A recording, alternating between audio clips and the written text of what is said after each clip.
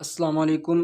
Last lecture में हम लोगों ने कन्वर्जेंस को थोड़ा सा देखा था और उसके बारे में हम लोगों ने एम टेल सीक्वेंस और एम टेल सीक्वेंस की कन्वर्जेंस, सीक्वेंस की कन्वर्जेंस और एम टेल सीक्वेंस की कन्वर्जेंस कैसे आपस में लिंक करती है, वो सारी चीज़ें हम लोगों ने देखी थी।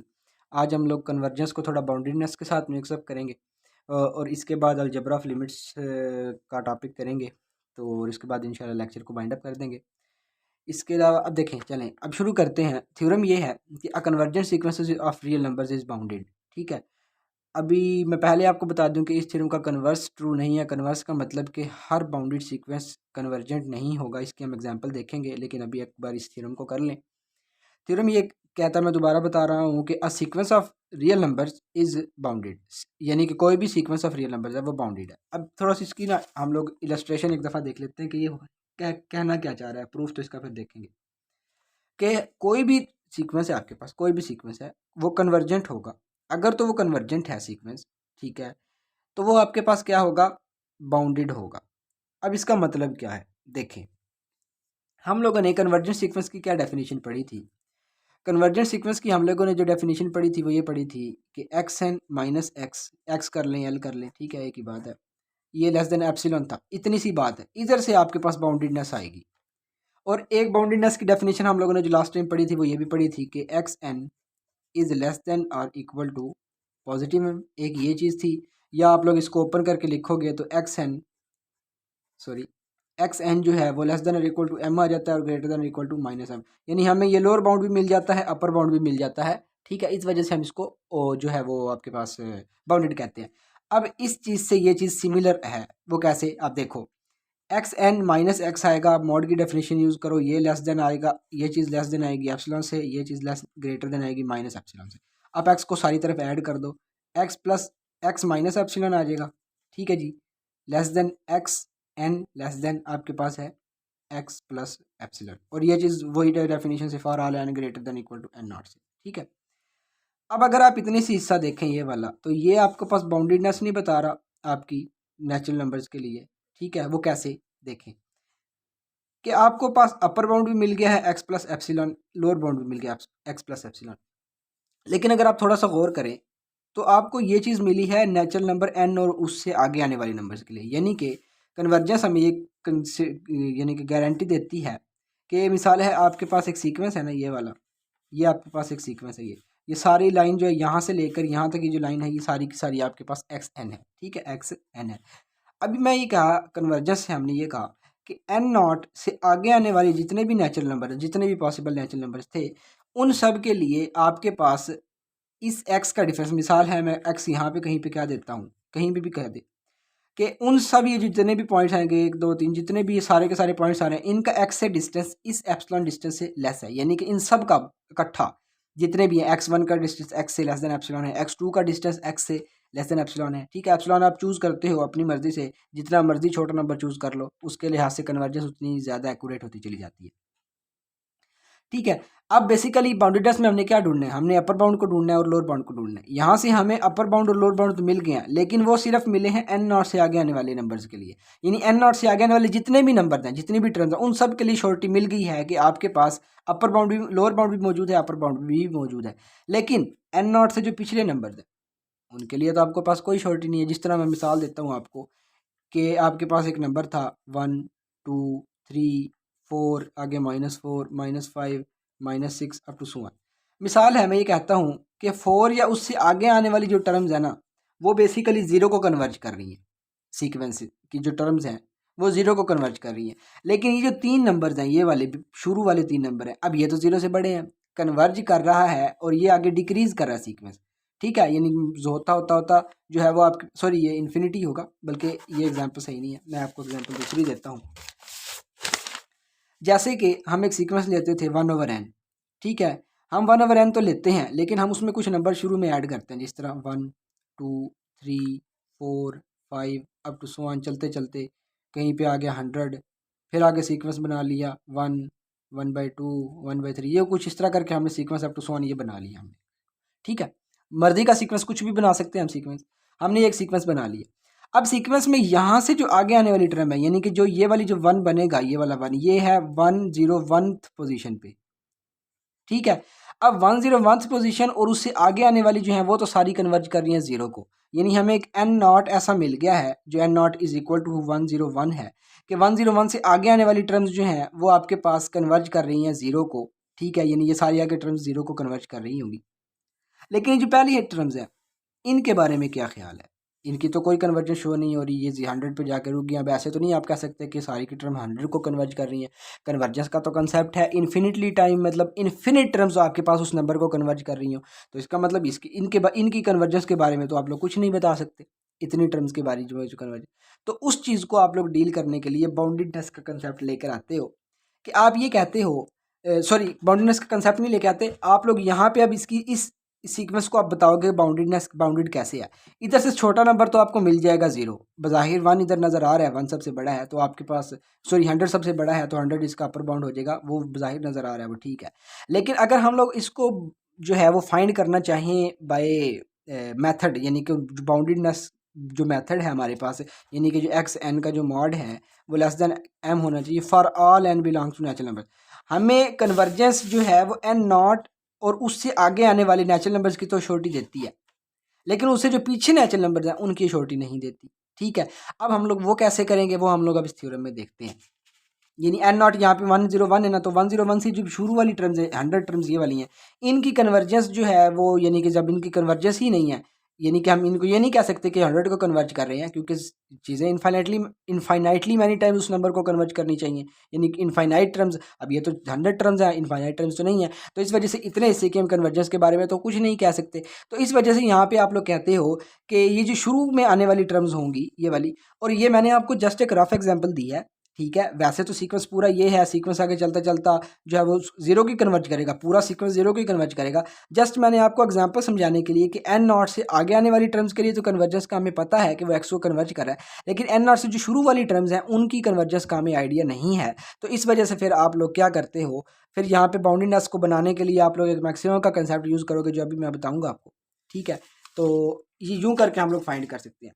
यानी मैं इन समरी आपको बता दूं कि इन समरी ये है कि कन्वर्जेंस आपको अपर बाउंड लोअर बाउंड तो ढूंढ के दे देगी, अपर बाउंड और लोअर बाउंड तो ढूंढ के दे देगी, लेकिन वो नेचुरल नंबर, एक particular natural number n naught से आगे आने वाले के लिए श्योरिटी देती है। लेकिन जो एन नॉट से पीछे आने वाली टर्म्स, यानी 1 से लेकर एन नॉट -1 वाली टर्म्स तक जो टर्म्स बनेंगी, वो वाली टर्म्स की श्योरिटी जो है वो कन्वर्जेंस नहीं दे पाती। तो उसकी श्योरिटी कैसे हम लोग लेके आएंगे वो हम इस थ्योरम में देखते हैं।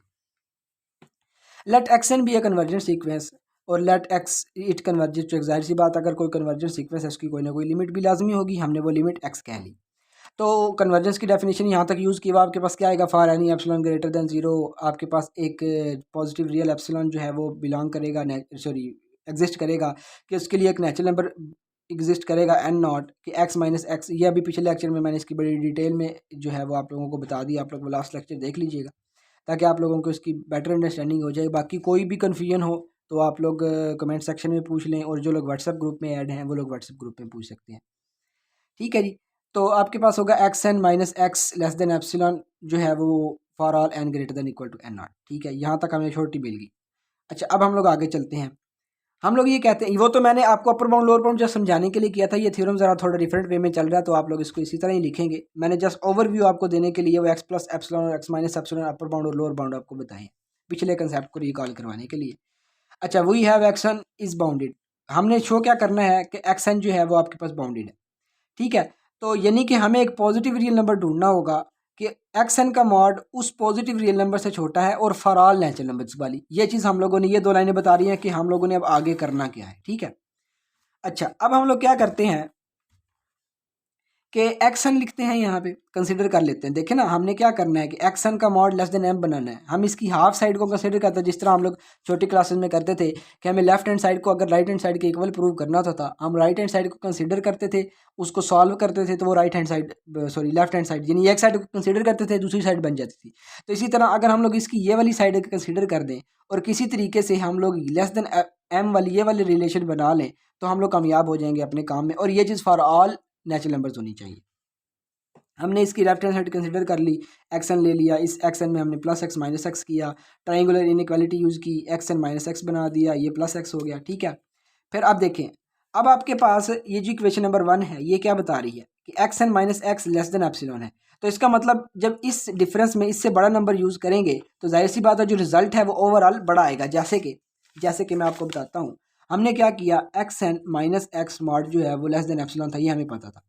ठीक है, अब हमें ये पता है कि इनइक्वालिटी में कोई भी नंबर हम ऐड करें, ठीक है, तो आपके पास इनइक्वालिटी की नेचर चेंज नहीं होती। हाँ, मल्टीप्लाई में पॉजिटिव नेगेटिव का ख्याल रखा जाता है, ठीक है, वो अभी चूँकि वो ज़रूरत नहीं है उसकी, तो उस वजह से मैं नहीं बता रहा, या बल्कि बता देता हूँ। वो ये कि अगर आप नेगेटिव नंबर से किसी इनइक्वालिटी को मल्टीप्लाई करते हो तो इनइक्वालिटी की नेचर उल्टी हो जाती है, ये आप एग्जांपल लेके चेक कर सकते हैं।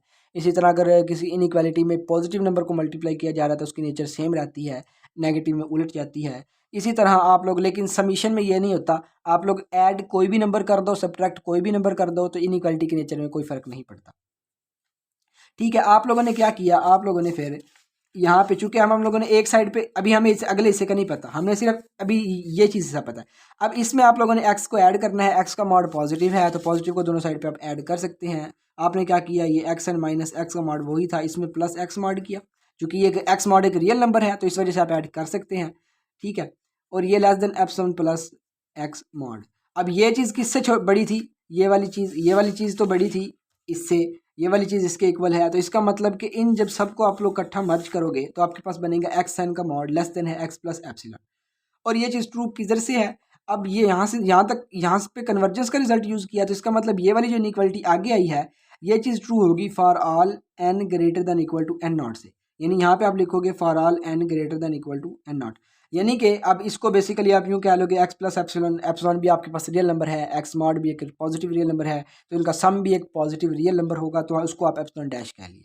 अब ये आपके पास ये इनइक्वालिटी आ गई, अब आप एक ऐसा पॉजिटिव रियल नंबर ढूंढने में कामयाब हो गए हो कि वो, यानी कि एप्सिलॉन डैश एक पॉजिटिव रियल नंबर, और वैसे भी बाउंड्रीनेस में आपने पॉजिटिव रियल नंबर ही ढूंढना होता है, कि उस एक्स एन का मॉड बड़ा छोटा हो गया है एप्सिलॉन एक पॉजिटिव रियल नंबर से। लेकिन अब यहाँ पे आप लोगों ने कंडीशन किस लिए ट्रू करवानी थी, फॉर ऑल नेचुरल नंबर्स, लेकिन यहाँ पे तो सिर्फ एन नॉट से आगे आने वाले के लिए है। एन नॉट से जो छोटे नंबर्स हैं, यानी एन नॉट से जो पिछले नंबर्स हैं, उनके लिए तो आपके पास कोई शॉर्टी नहीं है कि वो, उनके लिए वाकयातन ये जो एप्सिलॉन है ये इस एक्स एन से बड़ा है, ये छोटा है।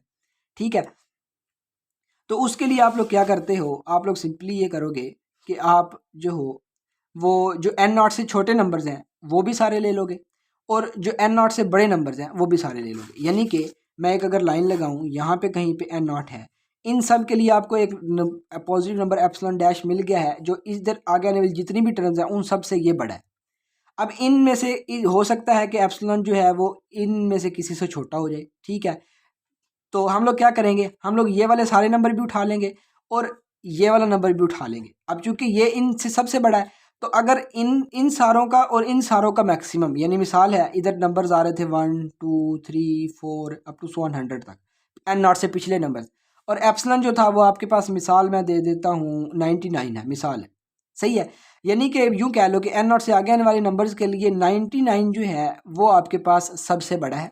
ठीक है, यानी ऐसा पॉजिटिव रियल नंबर 99 आपने ढूंढ लिया है, जो एन नॉट से आगे आने वाली टर्म्स के लिए उनकी मॉड वैल्यू अगर आप लोग लो तो वो 99 उनसे बड़ा हो जाता है। ठीक है, और यहाँ पे तो 100 भी है, तो इसका मतलब इन 100 की 100 टर्म्स का और इस 99 का अगर आप लोग मैक्सिमम ले लें तो वो तो फॉर ऑल के लिए ट्रू हो जाएगी, नहीं जितने भी नेचुरल नंबर है उन सब के लिए वो मैक्सिमम होगा।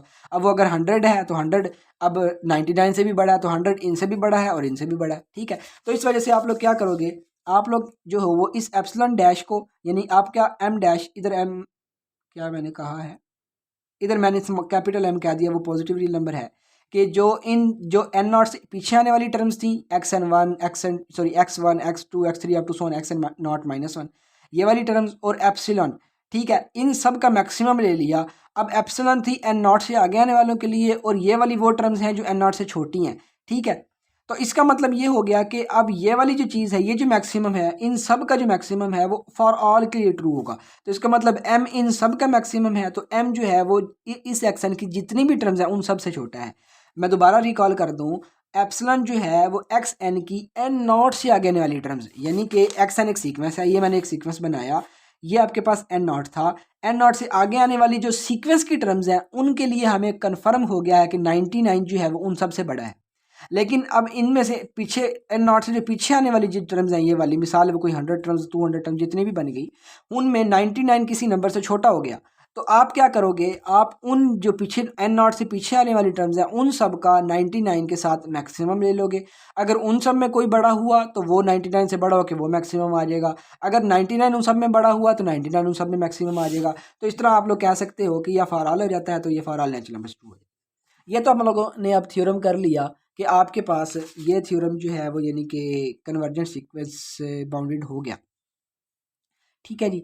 अब हम लोग देखते हैं कि क्या बाउंडेड सीक्वेंस भी कन्वर्जेंस होता है, कन्वर्जेंट होता है?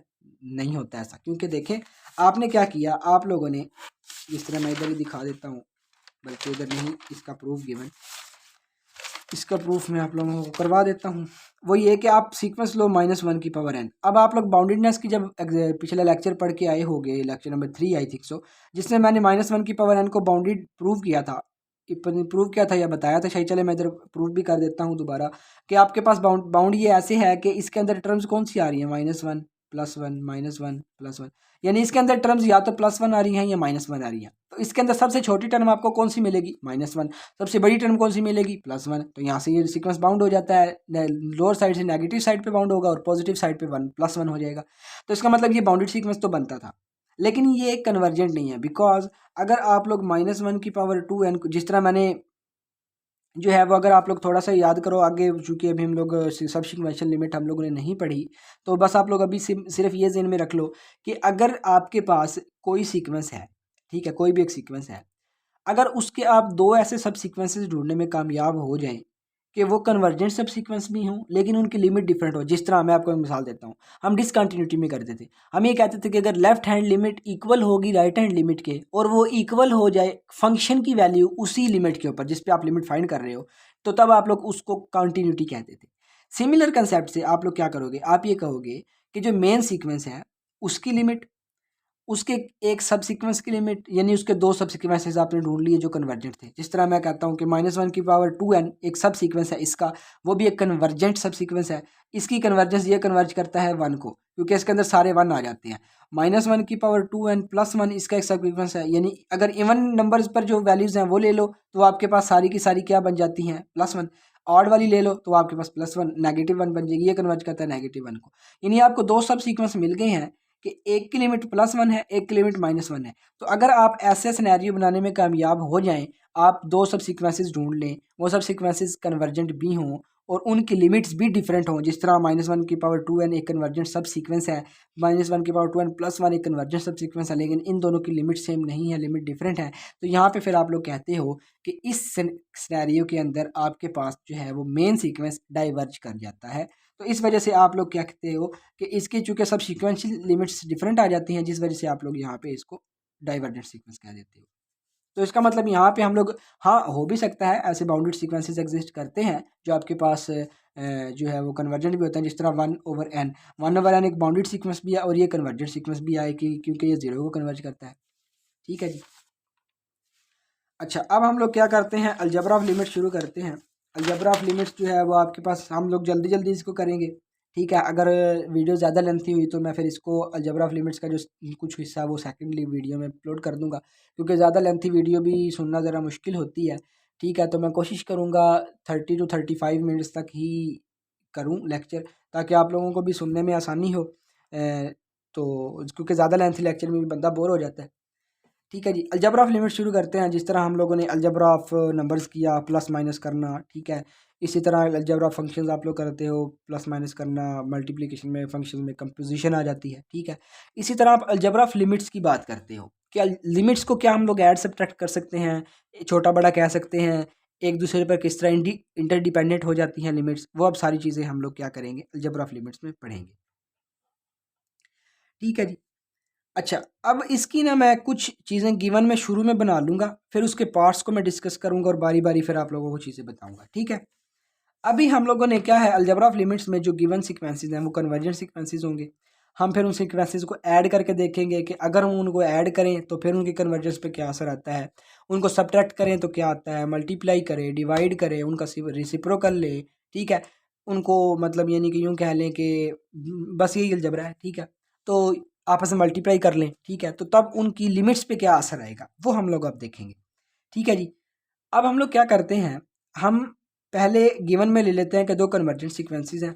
अगर दो सीक्वेंसेस कन्वर्जेंट हैं तो आपके पास बाय डेफिनेशन ऑफ कन्वर्जेंस दो डिफरेंट सब सीक्वेंस जो डिफरेंट सीक्वेंसेस के लिए दो डिफरेंट नेचुरल नंबर्स एग्जिस्ट कर जाएंगे सेम एप्सिलॉन के लिए, ठीक है, कि एक्स एन अप्रोच करेगा एक्स को लेकिन natural number one n one के लिए, वाई वन कन्वर्ज करेगा वाई को लेकिन एन टू नेचुरल नंबर के लिए। अब जब हम लोगों ने किसी जगह पे इन दोनों को इकट्ठा यूज़ करना होगा तो उसके लिए हमें ये नेचुरल नंबर भी कॉमन चाहिए। तो उसके लिए हम लोग क्या करते हैं कि इन दोनों नेचुरल नंबर का मैक्सिमम ले लेते हैं। अभी मैक्सिमम किस वजह से लिया है मैं इसका बताता हूँ। मैं ये कह देता हूँ कि एक सीक्वेंस ये है, ठीक है, और एक सीक्वेंस ये है, सही है। अब ये सीक्वेंस जो है वो शुरू हो रहा है, मिसाल है 10 से, कन्वर्जेंस इसकी 10 से शुरू हो रही है, यानी कि एन नॉट जो है वो इसमें 10 है। इसी तरह ये सीक्वेंस शुरू हो रहा है, मिसाल है 15 से, इसमें एन वन इसके लिए 15 है। ये आपके पास एक्स एन है और ये वाई एन है, ठीक है जी। अब मैं क्या करता हूँ, मैंने जब इन दोनों को इकट्ठा एक जगह पे यूज़ करना है तो मैंने इनके लिए कॉमन नेचुरल नंबर ढूंढना होगा। अब देखें तो इनकी कन्वर्जेंस कॉमन कहाँ पे यूज़ हो रही है, कॉमन कन्वर्जेंस कहाँ पे जा रही है, 15 से आगे, यानी यहाँ पे भी n is equal to n naught is equal to अगर 15 ले लिया जाए तब आपके पास इन दोनों की कन्वर्जेंस सिमिलर एक वे में चलेगी, कॉमन चलेगी, ठीक है। बेशक वो डिफरेंट लिमिट्स को कन्वर्ज कर रहे होंगे लेकिन ये है कि उनकी कन्वर्जेंस एक ही नेचुरल नंबर के लिए यानी कि कॉमन एरिया में चलेगी। तो इस वजह से आप देखें एन नॉट और एन वन यानी 15 10 में से बड़ा कौन सा है, 15। तो इसका मतलब अगर हम लोग ये ले लें कि जब भी हम लोग दो सीक्वेंसेस डिफरेंट सीक्वेंसेस की कन्वर्जेंस को एक जगह यूज़ करना होगा तो उनके लिए जो नेचुरल नंबर्स बनते हैं, अगर हम उन दोनों नेचुरल नंबर्स का मैक्सिमम ले लें, एन नॉट बड़ा है तो दोनों एन नॉट के लिए ट्रू हो जाएंगी, अगर एन वन बड़ा है दोनों एन वन के लिए ट्रू हो जाएंगी। तो इस वजह से हम लोग क्या करते हैं, हमने जब इकट्ठा यूज़ करना है, चले मैंने इधर एन वन एन टू लिए हुए थे तो एन वन और एन टू का मैक्सिमम मैं एन नॉट क्या लेता हूँ, तो एन नॉट के लिए ये दोनों ट्रू हो जाएंगे, ठीक है। जब हम लोग इकट्ठा यूज़ करना होगा तो एक्स एन माइनस एक्स जो है मैं इसको इक्वेशन नंबर 3 कह रहा हूँ। जब भी मैं इक्वेशन नंबर 3 का यूज़ करूँगा तो इसका मतलब मैं इधर से चीज़ उठा रहा हूँ, इधर से कन्वर्जेंस को उठा रहा हूँ, ठीक है जी। अब आपके पास है सम और डिफरेंस, इधर थोड़ा सा लिखने में थोड़ा इशू आ गया था तो इस वजह से मैं आप लोगों को ये लिख के करवाता हूँ, सही है। पहले हम लोग क्या करेंगे कि अगर हम x n plus y n कर दें तो ये कन्वर्ज करेगा एक्स प्लस वाई को। अब ये कैसे करेगा इसको हम प्रूव करते हैं। हमने प्रूफ बेसिकली क्या करना है, हम लोगों ने ये करना है कि x n plus y n minus x plus y, इस दोनों का डिफरेंस लेस देन होगा एप्सिलॉन से for all n greater than equal to किसी नेचुरल नंबर में, उधर एन नॉट था तो चलें इकट्ठा यूज़ करना है तो इधर भी मैं एन नॉट कह देता हूँ, सही है। हमने ये चीज़ बनानी है क्योंकि कन्वर्जेंस में आप लोग क्या करते हो कि एक्स एन एक सीक्वेंस है, वाई एन एक सीक्वेंस है, यानी कन्वर्जेंस में आप क्या करते हो एक्स एन का डिफरेंस किसी एक्स से लेस देन एप्सिलॉन कर देते हो, ठीक है। तो अगर एक्स एन एक सीक्वेंस है, वाई एन एक सीक्वेंस है, इनका सम भी एक सीक्वेंस ही बनेगा, यानी बेसिकली उन टर्म की सम्स की जो सीक्वेंसेस हैं उनकी टर्म्स ऐड हो जाएंगी, वो एक बड़ा सीक्वेंस बन जाएगा, ठीक है। जिस तरह आप सेट्स में यूनियन का कंसेप्ट पढ़ते हो सिमिलर चीज़ है, ठीक है जी। तो आप x n plus y n अब एक सीक्वेंस बन गया।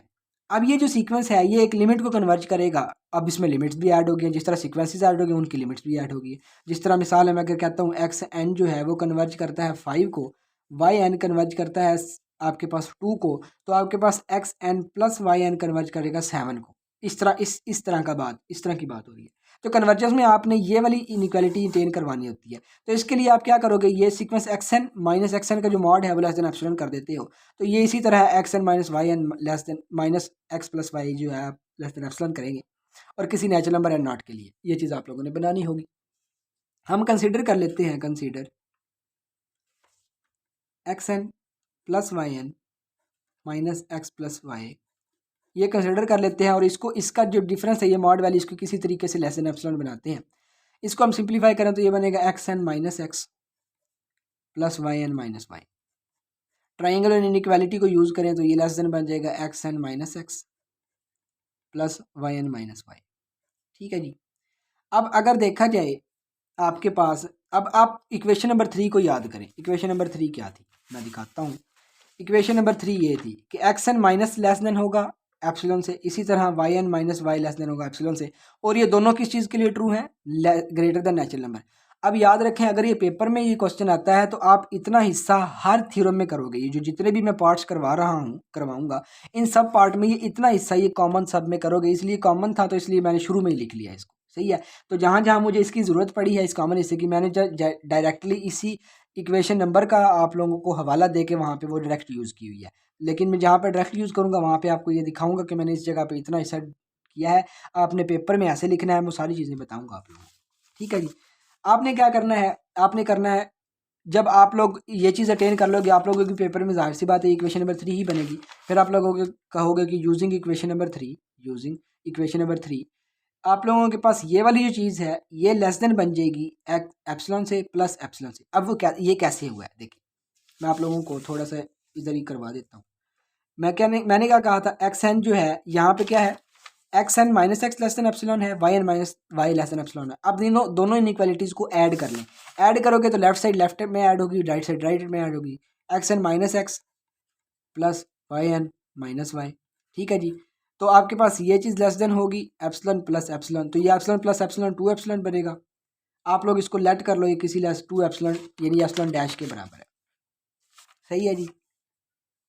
अब अगर आप इन सब को इकट्ठा करो, अब यहाँ पे इक्वालिटी का साइन इस वजह से नहीं आया क्योंकि जब आप लोगों ने कन्वर्जेंस की है इक्वेशन नंबर 3 में, यहाँ पे इक्वालिटी का साइन नहीं है, तो जब आप ऐड करेंगे उसमें भी इक्वालिटी का साइन नहीं आएगा।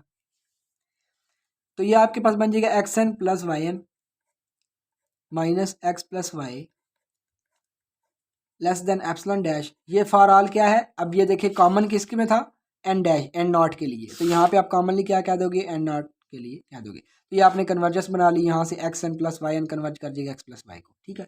अच्छा, अब यहाँ पे एक छोटा सा पॉइंट समझ लें, वो ये कि आप लोगों ने जब कन्वर्जेंस की डेफिनेशन की थी तो आप लोगों ने कहा था कि फॉर एनी एप्सिलॉन, कि किसी भी एप्सिलॉन के लिए। ठीक है।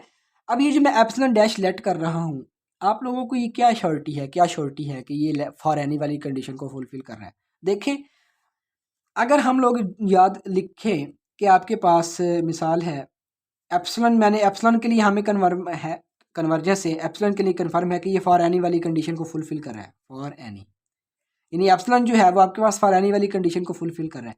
तो इसके साथ अगर 2 एप्सिलॉन कर दिया जाए, मिसाल है 2 एप्सिलॉन में करता हूँ, अब 2 एप्सिलॉन में एप्सिलॉन फॉर एनी वाली कंडीशन को फुलफिल कर रहा है, यानी एप्सिलॉन के चेंज होने से तो ये प्रोडक्ट भी तो चेंज होगा ना। ठीक है। अगर एप्सिलॉन 1 है मिसाल है तो 2 इंटू 1 1 हो जाएगा, 2 इंटू 2 2 इंटू 1 2 हो जाएगा। एप्सिलॉन को मिसाल में 0.1 ले रहा हूँ, उसके हिसाब से जो 2 इंटू 0.1 का प्रोडक्ट बनेगा वो डिफरेंट बनेगा। तो इसका मतलब आपके पास अगर एप्सिलॉन फॉर एनी है तो इसका किसी भी चीज़ के साथ प्रोडक्ट ले लिया जाए या ऐड कर लिया जाए, सब्ट्रैक्ट कर लिया जाए, तो वो आपके पास वो ओवरऑल आंसर भी फॉर एनी वाली कंडीशन को फुलफिल कर रहा होगा। तो इस वजह से मैंने फॉर एनी वाली कंडीशन यहाँ ले ली। ठीक है जी। अब इसी तरह हम एक डिफरेंट वाला करते हैं, तो इसके बाद लेक्चर भी आधा घंटे का हो गया तकरीबन। हम लोग बस ऐड और सब्ट्रैक्ट वाला करते हैं, बाकी हम लोग नेक्स्ट लेक्चर में देख लेंगे। ठीक है जी। अब यहाँ पे हम लोग क्या करते हैं, हम लोगों ने प्रूव ये करना है, prove x n minus y n convert करता है एक्स माइनस वाई को, ये प्रूव करना है। हम लोग कंसिडर क्या करेंगे, x n minus y n minus x minus y, ये आपके पास क्या है, इसको कंसिडर करेंगे। अब इसका डिफरेंस लेस देन एप्सिलॉन बनाना है। आप लोग इसको इक्वल टू क्या कर सकते हो, एक्स एन माइनस एक्स लिख सकते हो। और इसी तरह अगर आप लोग इसमें से वाई एन को लिख लो तो आपके पास ये क्या बनेगा, minus into y n minus y n plus y, ये बनेगा। जैसे देखें, माइनस को मल्टीप्लाई करोगे ना अंदर, तो ये आपके पास बनेगा माइनस एक्स प्लस वाई, तो माइनस बाहर ले लिया आप लोगों ने कॉमन, तो ये माइनस, अगर आप इसको मल्टीप्लाई करोगे तो ये वही चीज़ दोबारा बन जाएगी आपके पास। नहीं, यहाँ पे प्लस आएगा, यहाँ पे जब माइनस कॉमन ले लिया तो फिर आपके पास ये चीज़ ही आएगी। अब आप क्या करो, अब आप यहाँ पे एक्स एन माइनस एक्स कर लो plus minus into y n minus y कर लो, और यहाँ पे मॉड ट्रायंगुलर इनइक्वालिटी लगाओ, तो वो आपके पास बनेगा x n minus x plus minus into y n minus y. अभी मॉड माइनस को ख़त्म कर देता है, तो ये इक्वल आ जाएगा x n plus x, sorry minus x, ठीक है जी, plus y n minus y. अब वही इक्वेशन नंबर 3 को सिमिलरली आप लोग यूज़ करके आप लोग क्या कहोगे कि ये लेस देन है एप्सिलॉन प्लस एप्सिलॉन से, इसको 2 एप्सिलॉन डैश का एप्सिलॉन कह दो, इसको एप्सिलॉन डैश कह दो, और ये चीज़ for all natural number n naught से आने वाले के लिए ट्रू थी। तो आप लोग फिर यहाँ से रिजल्ट करोगे कि x n minus y n minus into x n minus y, ये लेस देन एप्सिलॉन है for all n greater than equal to n naught. तो आप यहाँ से एक्स माइनस वाई वाली भी, x n minus y n की भी कन्वर्जेंस को बता दो। तो अब लेक्चर जो है वो आधे घंटे का हो गया है। ठीक है जी। अब नेक्स्ट लेक्चर में हम लोग इसका कुछ अलजबरा कंप्लीट करने की पूरी कोशिश करेंगे ताकि थोड़े लेक्चर्स में काम ज़्यादा किया जा सके। तो तब तक के लिए अल्लाह हाफिज़।